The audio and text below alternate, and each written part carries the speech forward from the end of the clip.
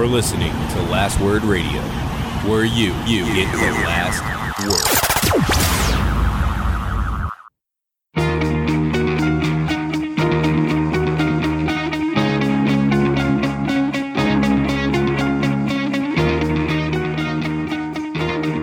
Welcome to the Fourth Line Podcast, part of the Alberta Podcast Network, powered by ATB. This is November the 4th, 2019. With you today is myself, Carl, and Father Nick. Hey, Carl. I'm back. Welcome back. How has the week been? Let's start. Why weren't you here last week?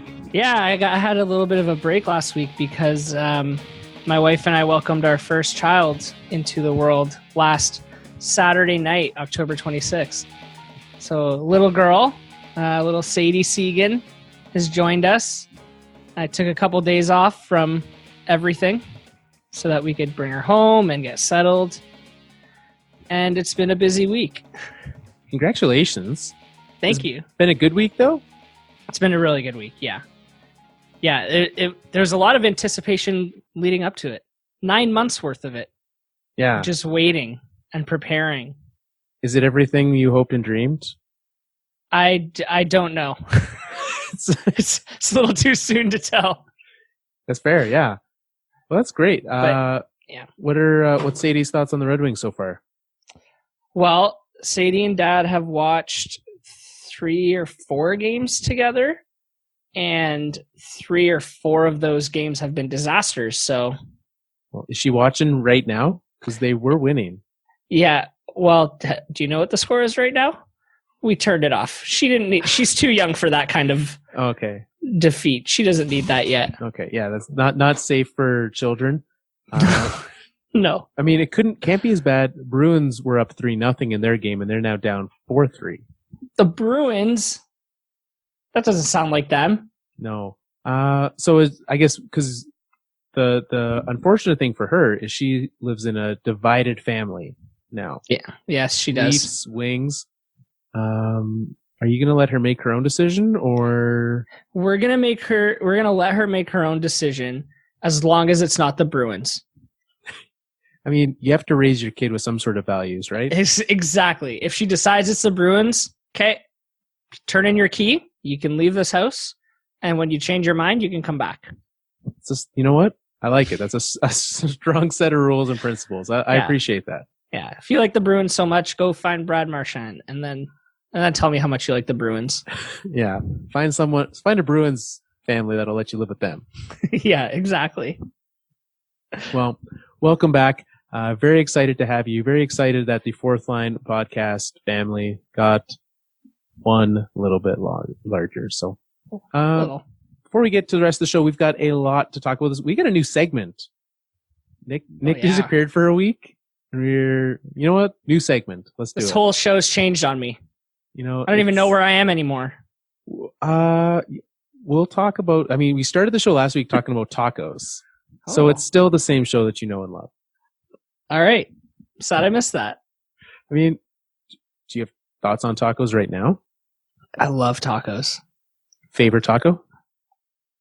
Like a flavor? Like what would be your go-to meat on a taco?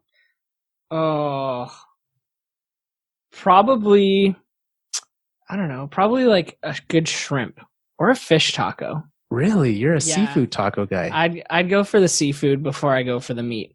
Interesting. Yeah. I don't know if I've ever had a good shrimp taco. Like, I've had shrimp tacos. There are good shrimp tacos out there. Oh, I don't doubt that there are. I'm a big shrimp fan, though, in general. That's great. I'd go with like a braised pork. Oh, yeah. That would be my go-to. Yeah, I like me some pork tacos and chicken tacos and steak tacos. They're all good. Let's be honest, though. There's very little that would make for a bad taco. So did we just repeat the conversation from last week? No, this has been very different. No seafood was mentioned at all last week, so I'm glad. Okay. Well, glad I could bring another dimension to it. Well, let's get to the rest of our show. Before we do, Park Power is one of the official sponsors of the Alberta Podcast Network. And one thing that I personally love about Park Power, one, it's local. So you're supporting local business. Because in Alberta, you get to pick who gives you your power. And you know what? Don't make a poor choice. pick Park Power because they are local, they support local initiatives, local endeavors, and it's super easy to switch. They support local charities. Parkpower.ca is your place to go. Head on over there and switch. What are you waiting for? Stop waiting. Pause this show. Go do that. We'll be right here waiting for you when you come back. I'd say one of the biggest things that's been happening in the world of hockey this week, one of the biggest news pieces that have people talking about, somehow we're all talking about Milan Lucic. Again, how does this guy always creep into our conversations? I mean, sometimes it's because the guy he's traded for scores a lot of goals. Sometimes it's because he gets suspended for 2 games for punching a guy in the face. Yeah, and then other times we just need a contract to make fun of. Sometimes he fits very well into our upcoming segment. Absolutely. So what did you think about the suspension, the hit in general? What do you think of the whole thing? I mean, so he got a double minor in the game. Yes. For punching a guy who took a couple pokes at David Riddick after a save, right? Yes. Which is a common thing. It wasn't like he hit him egregiously. It's not like he poked him in the pads. Yes. He's fine. David Riddick not hurt on that play. No. Lucic's reaction to then just one shot the guy after the play, entirely unnecessary. And I was surprised he only got the 4 minutes in game. A 2-game suspension definitely seems reasonable, especially when you look at the fact that he's been suspended before. I think it's a little light. You would have gone bigger. I think I would have gone more. For someone like Lucic who has a history. And just for the level of aggression that came, there was no reason for what he did. I mean, I guess there is a reason. The guy poked at the goalie. You don't do that. But you know what else you don't do? Is sucker punch him in the face afterwards. I get you don't the goalie doesn't like being poked. You don't like doing that. But his punishment did not fit the crime at all. Yeah, totally agree. And he wasn't, it's not like he was a big guy. He was going to drop them with Lucic. No, which is obviously why he didn't wait for him to drop him, because he wasn't going to. Yeah. And you just a guy like this, a veteran in the league whose main role right now is more of an enforcer one. You should know that you don't fight against an unwilling opponent. Absolutely. You just don't do that. And then I was watching it before we started, and he dropped him. And then when the guy was on the ice, he took a few more shots at him too. All around class from Milan Lucic. It's just dirty. There was no need for it. As a repeat offender, I think he should have gotten more. I certainly wouldn't have thought it was too much anywhere up to for, I'd say 5 games. I'd probably look at that and say that's a little much. Yeah. But if he'd gotten 4, that would have been a very fair, a very fair punishment. Yeah, I think so. But maybe the league didn't want to do too much of a favor for Calgary. Right? Calgary's finally figuring out, we can just get this guy out? Come on now. So, but with him being out, do you think that this will change because they're using him a shockingly large amount, which is means at all. Milan Lucic is playing. Do you think these 2 games, him being out of the lineup, Calgary realizing, you know what, we actually don't need this guy? Do you think that will change at all, or it just goes back to regular? It's just going to go back to regular. I don't think they're going to realize anything with him out. And what's interesting, 2 games. What's interesting is how vehemently against the suspension the team was. I mean, obviously you're always going to defend your player, but they were strongly offended in the fact that he got suspended.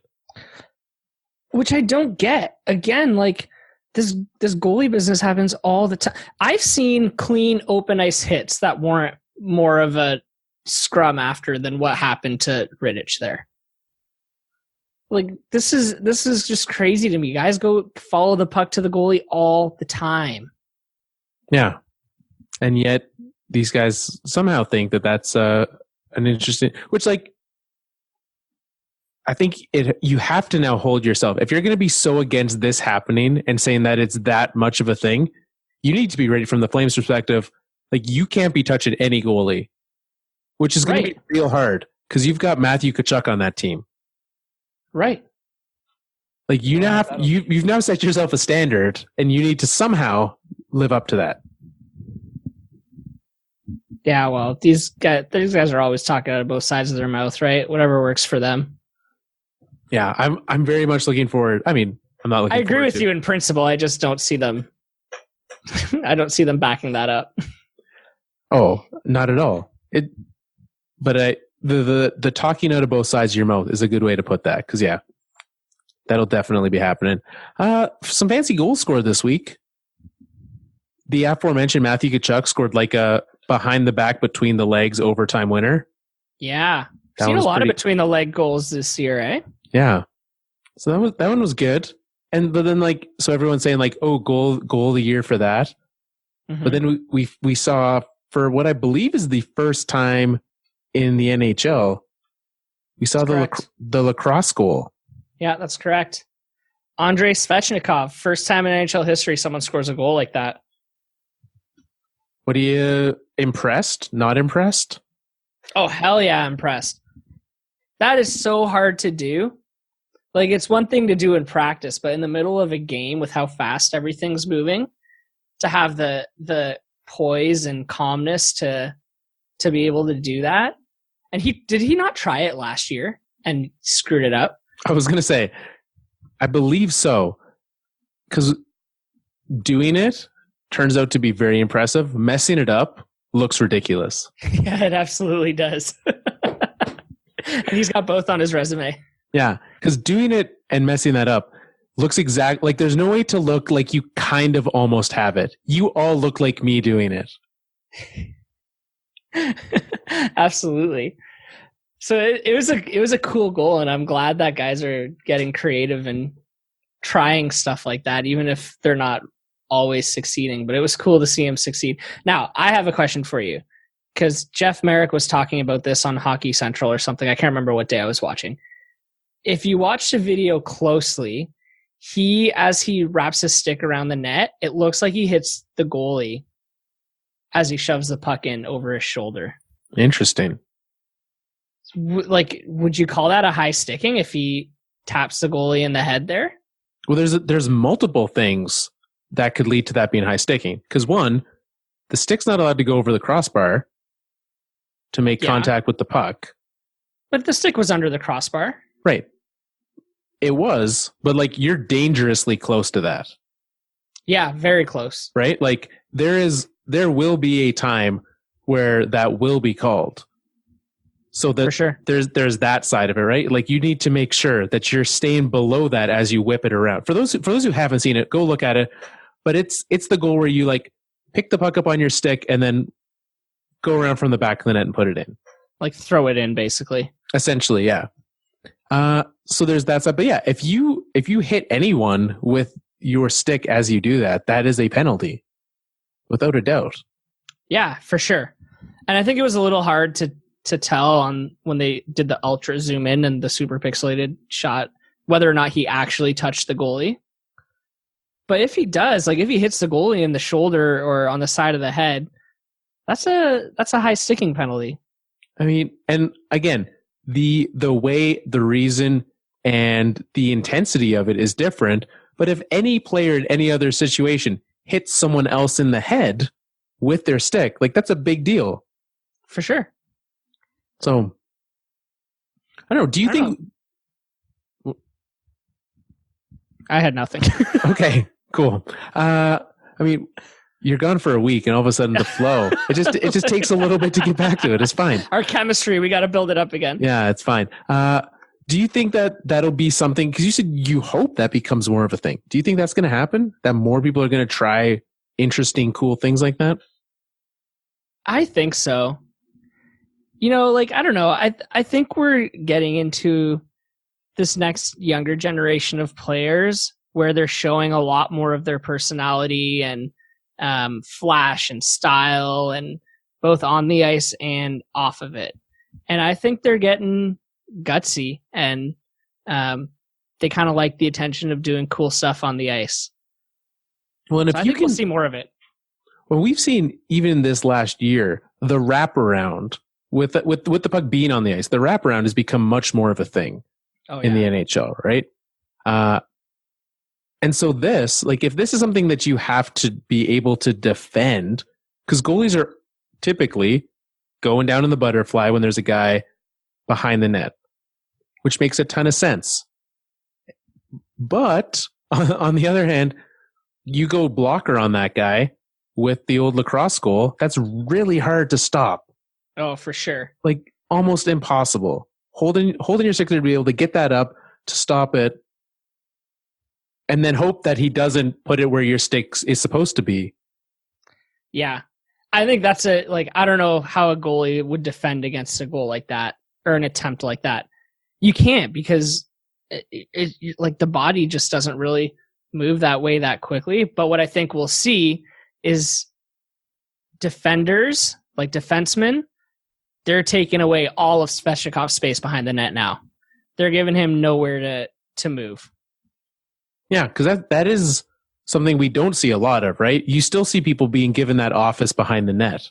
Yeah. Because no one wants to be stuck chasing the guy around. That's right. Then you look like that's the equivalent of missing on the lacrosse goal. Yes.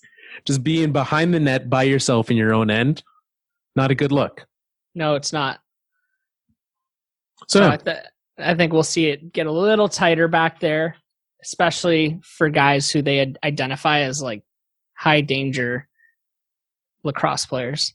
I would love, well, I mean, John Tavares has the lacrosse gene in his family, right? Like he's not even the most successful athlete in his own family, let alone the most successful athlete named John Tavares. That's right. So I think he's next in line for this. We got to see him do that. I hope so. Can't do it with a broken finger though. I mean, maybe that's what he's practicing. Because you can do something with a broken finger. Just tape it to the stick. Yeah, just tape it. I've had a broken finger before. It's fine. I'm sure that's the medical trainer's recommendation. Yeah. Could you imagine him? All of a sudden they come back. Yeah, it's going to be a little bit longer. John hurt himself doing an off-ice activity. And there's just a grainy video, like the Dylan Larkin basement video, but it's John Tavares in his driveway practicing the lacrosse goal. Yeah. All because he saw the Andrei Svechnikov. Yeah, he's like, I must do it. Got his uncle out there. They're practicing together. Breaks another finger. Yeah. Dang it. This is going to take forever. Delete. Delete. Yeah. Yeah, it was super cool. I hope we see more of it. I do. And I hope that I do hope that in some way, and I don't really care what it is. I just always find it interesting when like a new like way of having to do things shows up because someone comes up with something interesting and you're like, well, great. Now we have to like radically change how we're defending and playing the game.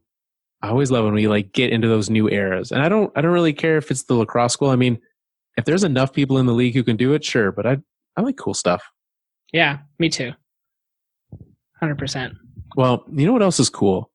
Winning hockey. It is. Yeah. I don't know how many... I think everyone likes winning. Right? And you know who doesn't know a lot about the opposite right now? New York Islanders. All they do is win. That's a roundabout way of getting there. I realized in the middle of it, I was like, you know what, I should have just said, you know who know a lot about winning. Yeah. But I didn't. It's okay. We went the opposite direction. New York Islanders, 9 straight games. Oh my goodness. Like, your daughter does not know what it's like for the New York Islanders to lose. Yeah, that's true. That's like also because we just don't watch them. Right. But according to her, the New York Islanders have never lost. They're the greatest hockey team in the history of all time. In her life, lifetime, they've never lost a game. If you were to ask her, who's the greatest hockey team ever? It's the Islanders. And it would be hard to argue with her. I couldn't find a way. So this team, winners of 9 in a row. How are they doing it, Nick? I know that Sadie hasn't been watching much Islanders games because Robin Lehner not there anymore. He was the reason I gave them last year. I'm like, oh, well, Robin Lehner's winning everything. What is it this year? Well, both of their goalies are playing pretty well this year. Tomas Greiss and your old guy, Semyon Varlamov. The old, yeah. I always forget that he's there. Yeah, I didn't know that. Well, welcome. I thought he was still in Colorado, to be honest with you. No, we've got a new guy as our backup. It's all good. So the goalies are playing pretty good right now. Like between the two of them, they've got a .931 save percentage. That is very good for goalies in this league. Absolutely. Yeah. Is it sustainable for these guys? I would say no. Yes, me too. But I said the same thing last year, and we see how that went, right? We saw how the Islanders continued to do that, continued to get good goaltending, continued to get results. And now we look at how Robin Lehner is doing in Chicago. Like, he's having a good season, but it's nowhere of what he was doing last year. And so I look at this, right? Like, he's still got the high save percentage. He's still doing well in Chicago, but like he's not as good as I thought he would be. Still doing well, but the Islanders last year had his performance, and now I look at it and I'm like, this is a lot of system hockey. This is a Barry Trotz result, is what's happening here. I think so. It's got to be, because if you look at their team, no one really jumps out on the stat sheet that much. But it's also not like, it's just the goalies playing lights out and they're getting out of every game by a 1-goal margin. Like, they have a +11 goal differential. Yeah, they're averaging what? That's about a goal a game that they're putting up more, which is great. I mean, when you win 9 in a row and you're only averaging a goal a game extra, though, that's about winning by 1 goal. Yeah. But you're right? Like Matthew Barzal having himself a fine season, right? 6 goals. Josh Bailey on his side, right? He stuck around. Brock Nelson, Anders Lee, like it's the same cast of characters up front, still doing like better than we expect. Yep. And at the same time, we can look at this and it's really, and I'm just pulling up the exact numbers here.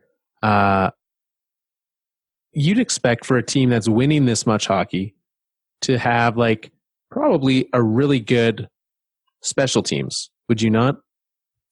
I would. I'm glad you brought that up. Because they're only 10th, which is like, literally middle of the road and then power play 11th.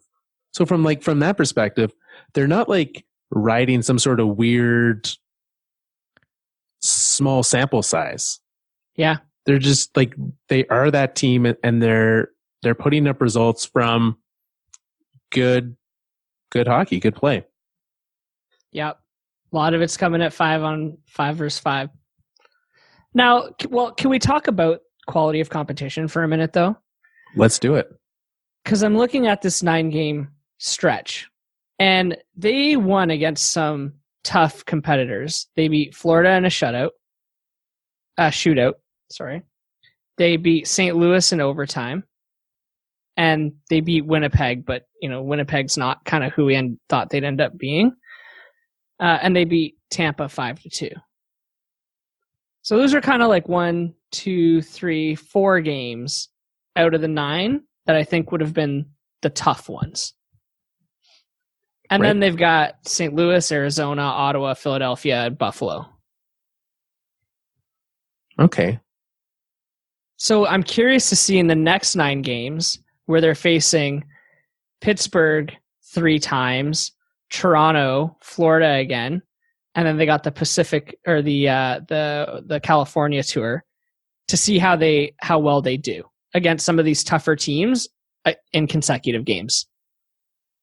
Yeah, that'll be interesting when you start and going on the road, right?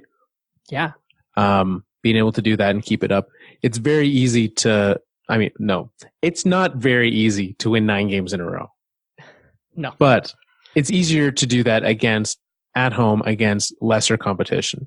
You start to head out, you start to have, some tough back-to-backs where you're doing that. Now, granted, with both of their goalies, Greiss and Varlamov playing well, that makes the back-to-backs way easier.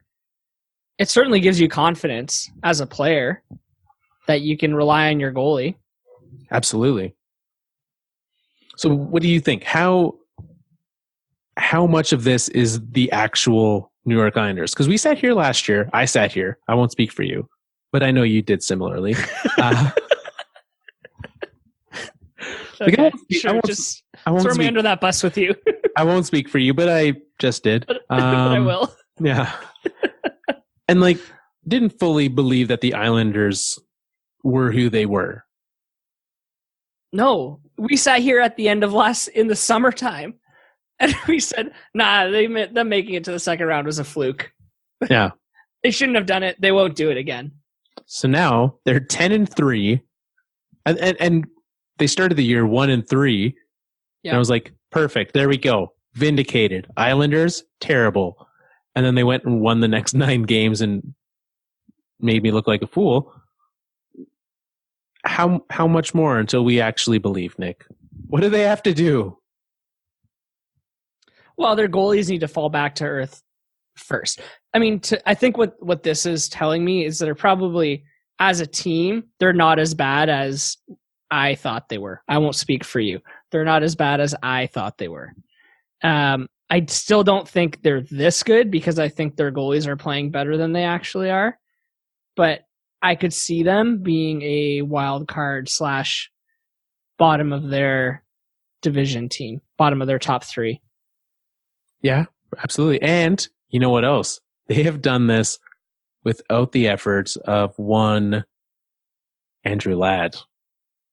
My boy's coming back, Nick. Of course they've done this without Andrew Ladd. That actually makes a lot of sense. I was on the old Score app recently, checking, and shockingly, he's hurt right now. He is going out on a rehab. And I got a notification. I wondered, why am I getting a notification about Andrew Ladd? It's because I still have my Andrew Ladd notifications on from way back when I could, find out, oh yeah, Andrew Ladd, him of 20 goals. Well, not going to happen. Back when you had to make sure you were making Joel mad. Yeah. Some days it wasn't that hard. But all I had to do was defend my love of Andrew Ladd, which was entirely indefensible. Yes, it absolutely is. But that does bring up an interesting point in terms of a player who they've been doing this without. Because Jordan Eberle's been hurt. Good point. He hasn't played since October 12th, I think. Yeah, that looks right. So he definitely makes this team better. But again, once their goaltending falls back to earth, we'll be talking about them again as more of a wild card team, I think. I just look at this and I'm like, will they fall back to earth? Because Thomas Greiss. Goalies? Yes. This is how much I'm willing to buy in. Sure, 933, a very high save percentage. But last year, Thomas Greiss had a 927 in 39 starts. He's literally done this just last year. Him and Lehner won the Jennings by giving up the least goals.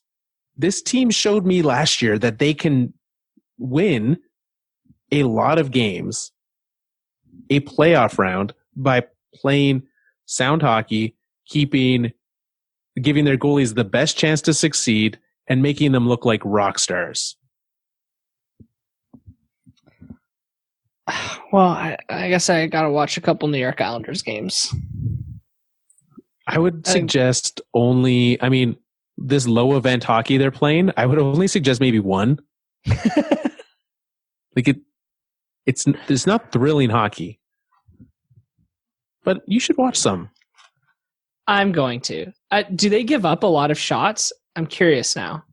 So here's here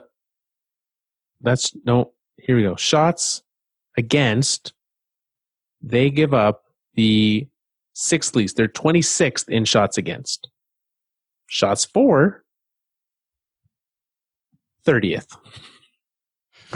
Wow.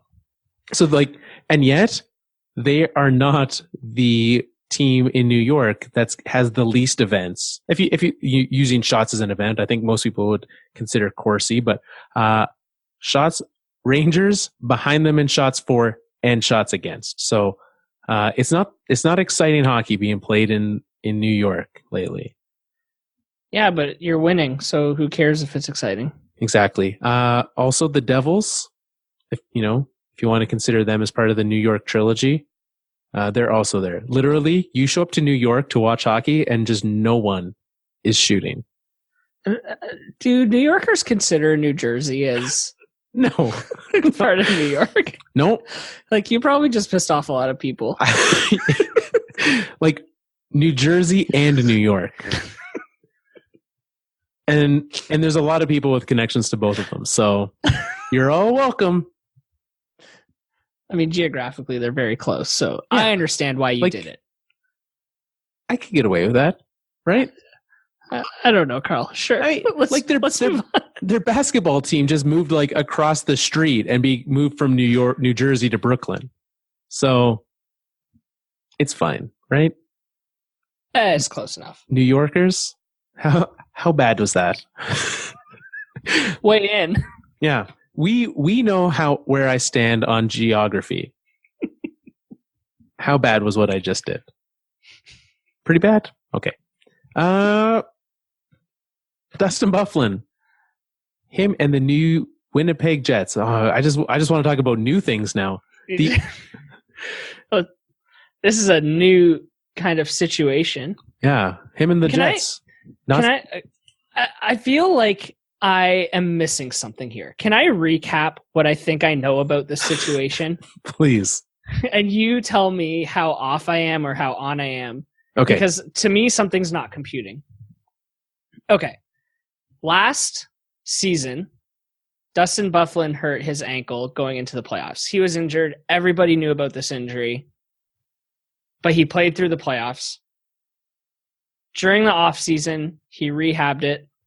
He was deemed to be healed and okay to play, so he went to training camp. But at some point in training camp, he had to take time off because of this injury. And then he started talking about retiring from hockey.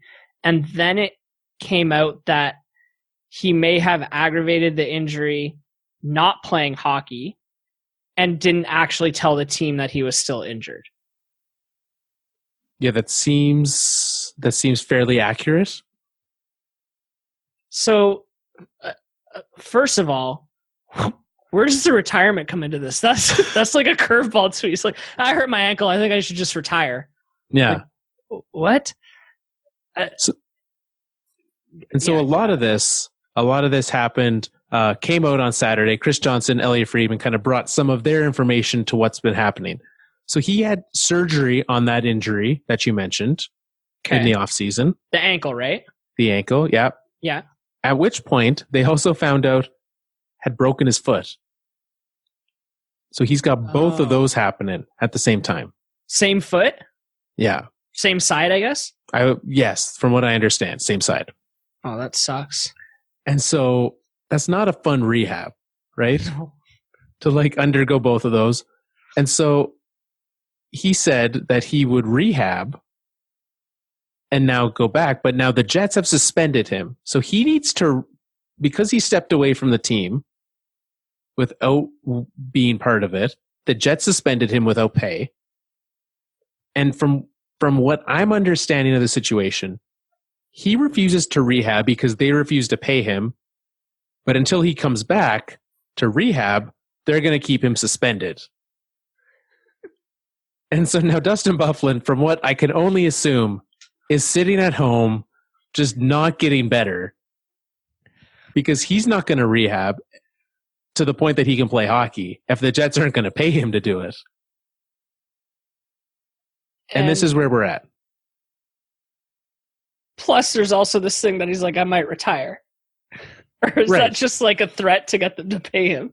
Yeah. Well, so from what the quote that I have here says, Byfuglien expressed a willingness to resume his playing career once healthy after previously contemplating retirement. And the once healthy is what adds to this. Because he's been cleared by doctors, but he didn't, and again, he didn't report to camp, so he didn't do his fitness testing in camp. He didn't do any of this. And so he's now got all these things, and it's literally all from the fact of him not doing it. And on top of all this, we now have grievances filed from the PA against the Jets.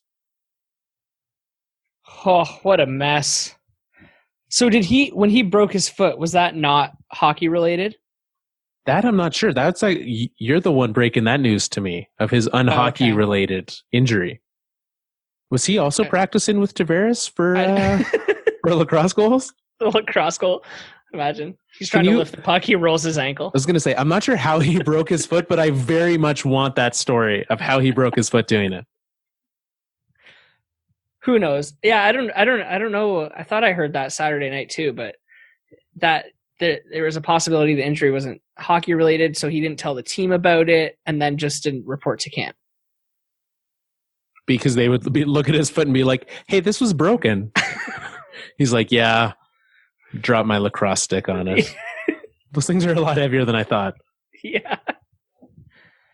Yeah, I don't know. What a weird situation. Like, what I don't understand is why he wouldn't just be upfront and honest with them from the get-go. Like, hey, my ankle, I have to rehab my ankle. Also, I broke my foot jumping off a dock or whatever he did, and I need to rehab it. Like, why not show up to training camp? Which, and again, we're now just, hopefully Dustin Byfuglien's not listening, but that would not be the first aquatic related issue Dustin Byfuglien has had in returning to hockey.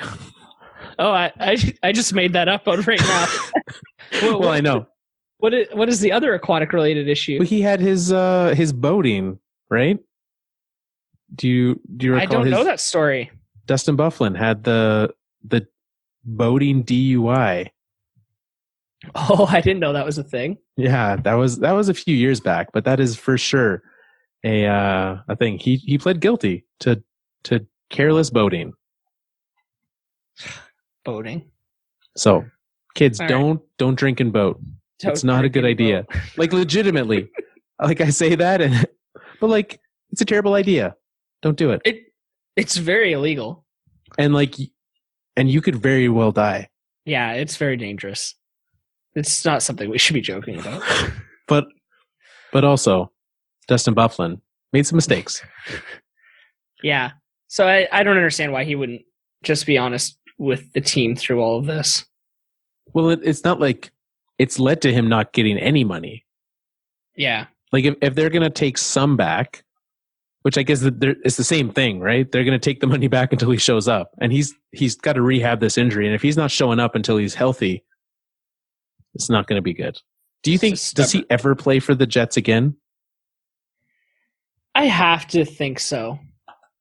I have to think that, the relationship might be damaged, but like his foot? For like his foot. That's right. But for them to move him, he's going to have to come in and get get checked by the doctors, because no team's just going to blindly trade for an injured player without knowing the severity of the injury. For sure. Like, he's going to have to give in at some point and come into the team doctors and be assessed by them. Yeah, that is very true. Also, still has an extra year after this one. Yeah. So unless there's a way that the Jets are going to, file a grievance and just void his contract, which, depending on what kind of evidence they have of how this happened, and what he's doing and his steps, there it's not unforeseeable that happens. That he just gets bought out and he doesn't get to have this. Yeah. I mean, at this point in the saga, that wouldn't surprise me. I mean, I never thought we'd get to this point. Right. Absolutely. We saw with Mike Richards that teams have been able to legitimately buy out a player for much less. I mean, is this much less? Drugs at the border or injury fraud? Which one's worse?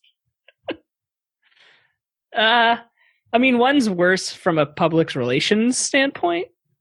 It's true. Well, we don't know the story behind Byfuglien's injury. That's true. That's true. I don't know. We don't know that get to the bottom of. We don't know that it didn't happen at the border. That's right. Just floating all the things. Sorry, Dustin. I'm sure it's a perfectly fine, innocent story. Probably at your niece's birthday party. Look, Dustin, if it is, call us. We'll put you on the air, and you can tell us your story. We will retract I will retract everything I said. I won't speak for Nick. I will too. I've done that enough tonight. How do you feel? Do you want to get into our brand new segment we have? Yeah, let's do it. We don't have a jingle yet, but... What's it called? I'll make one up right now. It's best and worst? The best and the worst in the NHL this week. Yeah! There it is. Best and the worst. So, every week, one of us is going to bring our best from the NHL. One of us is going to bring the worst from the NHL. So we're going to go around and obviously we've talked about, some of the best things like lacrosse goals. Mm-hmm. We've talked about some of the worst things like sucker punches, the Boston Bruins, and injuries. So I mean, much worse than good. So somehow we found something worse than those. And so what we'll do is 1 week, one of us will be the best, one of us will be the worst, and we'll flip flop. Maybe one of us has something they're very passionate about. It might not be the same every week, but for this week, Nick, let's start with the negative. What is the worst thing in the NHL this week? Well, Carl, the worst thing in the NHL this week is the shootout. So it's Saturday night. We're sitting on the couch watching Hockey Night in Canada. The regular Saturday night ritual. I turned off the Red Wings because they were losing very badly. And the Leafs are locked into a good game with the Philadelphia Flyers. Great game. Very exciting. Back and forth. And the game goes to overtime, and they don't come to a solution. So they go to a shootout. This shootout goes 11 rounds before somebody puts us out of our misery and ends it. Do you remember who it was, or were you just like hating everything and just wanted to stop? I was so mad that I was like, please put the Vancouver Canucks game on. That's desperate. That's real bad. Like, that's how bad it got. What a dumb way to end these games. Very. And after the first 3 rounds, it's boring. Like, I don't care anymore. Stop. Who are these players shooting? You're literally going through the entire team at that point. You have 18 skaters. This is the only time this defenseman's going to get a breakaway. And no one wants to watch that. No one wants to watch a defenseman. How many more minutes do you think, right? Because right now we've got 3-on-3. How many more minutes do you think it would take the average game to score a 3-on-3 goal? Honestly, I don't think it would go that much longer at 3-on-3. Maybe another 5. So if we did 10 minutes of 3-on-3, you'd be all right with that? I think most games would be solved at that point. And you know what takes less time than 11 rounds of a shootout? 5 more minutes of 3-on-3. That's right. Because there's no whistles pretty much in 3-on-3. Like, it is almost 5 minutes of runtime hockey. Like, what game was I watching? Penguins Oilers on early Saturday. Oh, what a great game that was. That was a fantastic game. Yeah. That went to the shootout after Edmonton gave up all the shots and they won. Fantastic overtime. It was end to end, both teams making chances, and it felt like every single rush, the game was going to end. Yeah, it's exciting. It is. That's what everyone wants to watch, is more 3-on-3 hockey. We don't want it to stop and to line somebody up at center ice and reset the goalie. Oh, what a drag. It was the worst. By round 5, I was like, this can stop now. Well, Put and more hockey like on. you shockingly, when you have a 3-on-3, you get those same breakaways. Those things still happen. It's just like more exciting and unexpected. So yeah, and it's not, I don't know, who's the Flyers? Like, it's not Matt Niskanen on a rush. That's right. No one's here for that. That's not why we spent $100 for Leafs tickets. Exactly. So that is the worst of the NHL this week. That is pretty bad. We're going to go to the other side. A team that, I certainly don't give a lot of credit to. Elias Pettersson had himself one heck of a week, Nick. Did he? I saw he was named the NHL's first star of the week.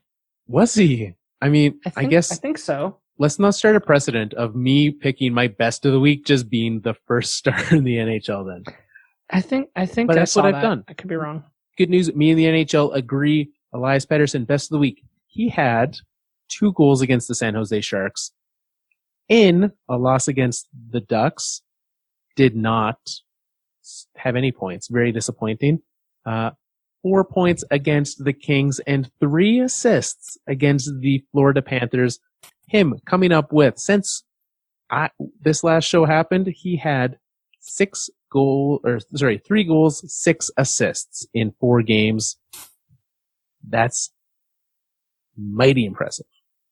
He's a good hockey player. He's one of the reasons why in our divisional preview in the summer, I had the Canucks higher up in their division.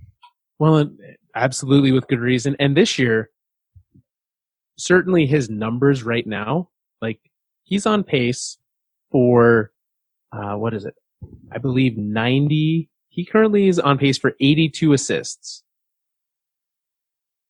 82 assists, a total of, 140 points?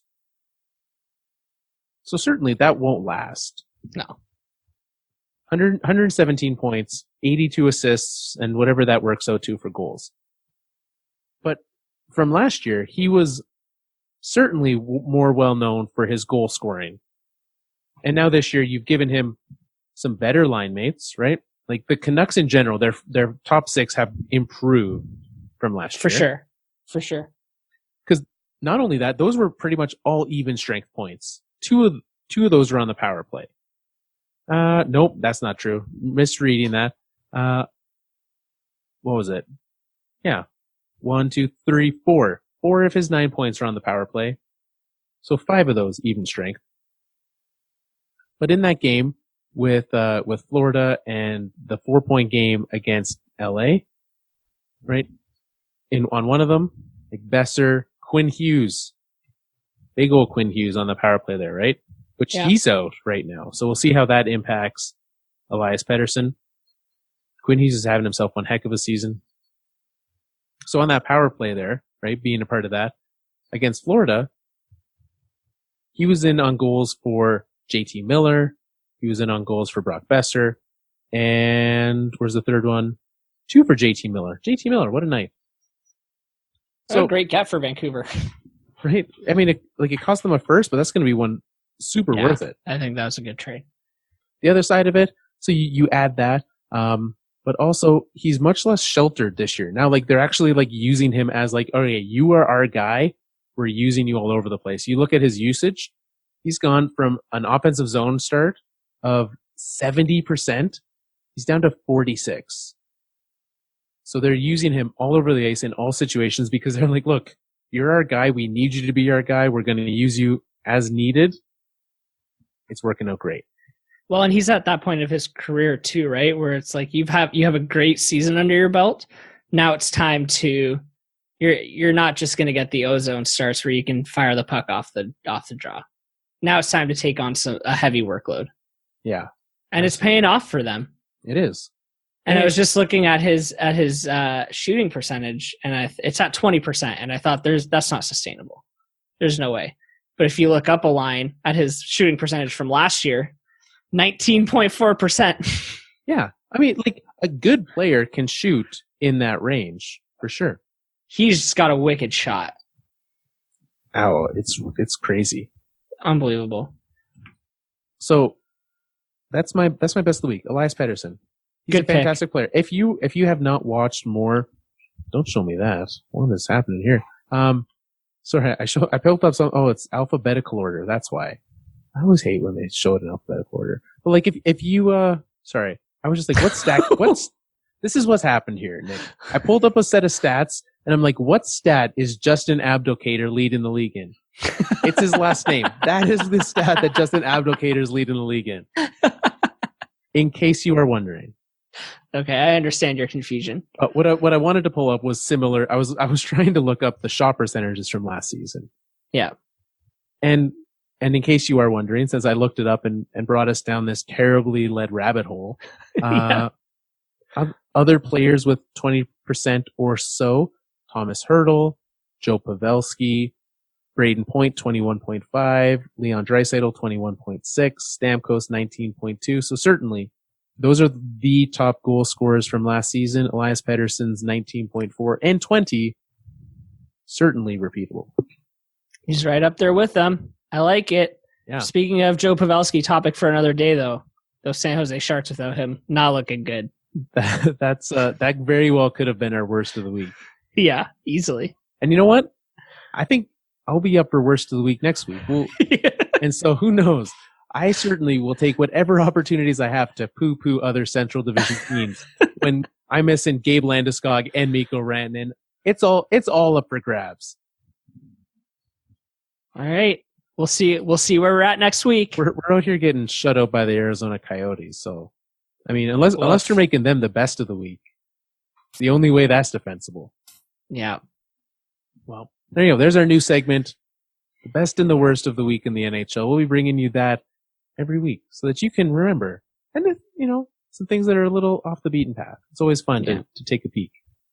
Probably with a different theme song every week, though, because I've already forgotten what I did. It was something like the best and the worst. Yeah, some sort of like hard rock. All right, we'll figure it out. Maybe we can take turns singing it. There we go. So that you're not the only singer. I'll let you rest those vocals. You've got some work to do at the end of the episode. Oh, I know I do. I should probably start thinking about that, huh? I was talking with someone this week who clearly makes the mistake of not listening to the end of the show. You got to listen to the end. There's gems there every single week. And, a loyal listener who clearly hears us start the preamble and stops listening at that point. Yeah. Oh, okay. Yeah, I know. You're at the fourthlinepodcast.com, Fourth Line Podcast on Twitter. That's where I send in my high sticking. I do that already. I already follow you, blah, blah, blah, blah, blah. Doesn't listen to the end for Nick's songs. Missing out. A little Easter egg there at the end. For those who stay to the end, Nick serenades us week in and week out, unless he's having a baby. That's right. Then I'll miss it. Then no one sang at the end last week. I didn't even try. It was just silence. We took a moment of silence for Nick and continued onwards. Yeah, let's do, you know what we do? Speaking of high sticking, that's the thing we do. That's a contest we play with our listeners. You can send in your picks for a goalie, a forward, and a defenseman. Goalie, forward, defenseman. Forwards and defensemen, 2 points for a goal, 1 for an assist, 1 point for a win, 2 points for a shutout for goalies. This week, we had some big results. Mingyin's coming in first place, and you know why, Nick? Why? He had our best of the week, Elias Pettersson, with 3 goals and 6 assists. That is a 12-point performance, which if you only picked Elias Pettersson, that would put you 5th from the bottom. If you only picked him in the 3 weeks we've been doing this, that would put you firmly in the standings. But he didn't. He picked a lot more people. He's sitting at the top of our standings with 43 points. Fred from the Slewfoot Show coming in second with 38. There are a bunch of folks below there. Let's wrap this session up. Let's hand out a winner. Let's reset the slate for next time. How does that sound? Sounds great to me. So people have been sending these in on Twitter. And actually, I say you can send them in on Facebook. People have been. We've been getting some folks on the Facebook page. Send those in. Facebook.com/The Fourth Line Podcast. Twitter.com/Fourth Line Podcast. Which is like the way that no one ever accesses it. Like I'm going to go to a web browser and type in twitter.com/Fourth Line Podcast. But if you do that, you can find us there. Do you want to, so last time we handed out to Nate. I'm looking at Nick. You're watching me. I saw, yeah. And they're too similar. That's on me though. We handed it out to him for being in first place for our first round. Should we hand it out to the guy in first again and then next time make it a little more random? Or, yes. Okay, there you go. Mingyan, congratulations. Let us know where we can send you your Fourth Line Podcast puck. He's getting one. Nate's got one. Nick's got one. I do have one. Yeah. We'll send those out. If Nick showed it to me, so what you got to do so that I know that he knows, and then now you know that he also showed it. So join in. What's great next time is going to be a random winner. By random, I mean if you get every point you get in high sticking is one name in a hat for our contest. Head over there, send them in. We've already got a whole bunch of folks signed up for this week in high sticking. You can there's an easy to use Google form that you can do that. I see someone, Nick, tell me how this is of a choice. We've got someone, Caminator23, last week. Oof. I think Cam's got a theme. Last week his picks, and you'll know these aren't very good choices. He's got Thomas Tatar and Philip Ronick as his picks. Oh no. This week, he's rolling Anthony Mantha. I don't even know what the score of that game is. Last I saw it was 5-1. It's 6-1 now. Okay. Is it over mercifully? Poor soul. No, there's still 3 minutes left, so Nashville could add 3 or 4 more goals. Well, let's, maybe they'll pull the goalie. Can't hurt at this point, right? There's that pull bot machine on the Twitter. I don't know when it said Detroit should have pulled their goalie, but they're past it. Oh, long past it. Congratulations, Mingyan. Send those in. You can be a part of High Sticking. And maybe this time next week, we'll be congratulating you for leading the standings, or when we hand out the next prize, we'll be asking you to send us your address. So we can we'll send you some stickers, write a lovely note in there for you. Remember, fourthlinepodcast.com, thefourthlinepodcast.com, your place for all things Fourth Line. Find us on the Twitter, find us wherever you listen to podcasts. If you're streaming this, if you stumbled upon us, we're on Spotify. That's my app, my podcasting app of choice. Spotify doesn't ask me to say that, but that's mine. If your podcast isn't on Spotify, I'm probably not going to listen to it. Wow. Those are the rules these days. So, mostly because I can't handle multiple apps, and Spotify doesn't work. We're on Spotify. Head on over there, or iTunes. I also don't have an Apple device, so that makes it easier for me to not use iTunes. Yeah, see, that's what I use as a podcast on Apple. Yeah. So you could be like Nick, you could be like me, or maybe you use something else. Either way, subscribe. That way, we'll be waiting for you. Every Monday evening, we come out. Maybe, right now it's 10 o'clock Eastern time. By the time this comes out, maybe you're in bed. We'll be waiting for you Tuesday morning. You're welcome. Nick, congratulations. It's a big week for you. Very excited to have you back. Very excited for you. And also very excited that Sadie didn't cry this episode. Oh, we made it. Whew. Sweat. It was a close one. I mean, I jinxed it for you, so you're welcome for what's about to happen in your life. Yeah, we better log off quickly. But thanks. Welcome back, Nick. Oh, wait. No, we're not done. Oh, we're not done. No. What have we done? I've got to tell you about the great people at Alberta Forestry Products. Oh, good reminder. They have something to tell you about the Alberta forestry products industry, which is great because I'm writing on paper right now. That's a forestry product. Let's find out what else they have to tell us. If you're an Albertan, chances are you love our forests. With more than 60% of the province covered in them, they're where we play, explore, and work. Over 40,000 Albertans are employed because of our sustainable forestry industry. And before a single tree is harvested, we plan 200 years ahead to ensure healthy forests for years to come. Why? Because you nurture what you love. Learn more at loveabforests.ca. I'm glad that I didn't miss that. Because it's good things to know there, Nick. Absolutely. So, Glad you caught it. Without further ado, Take two. It's time for us to wrap up another Fourth Line show. I know what you're thinking. You don't want us to go. Don't go boating with Dustin Byfuglien. You're better off facing Milan Lucic's roughing.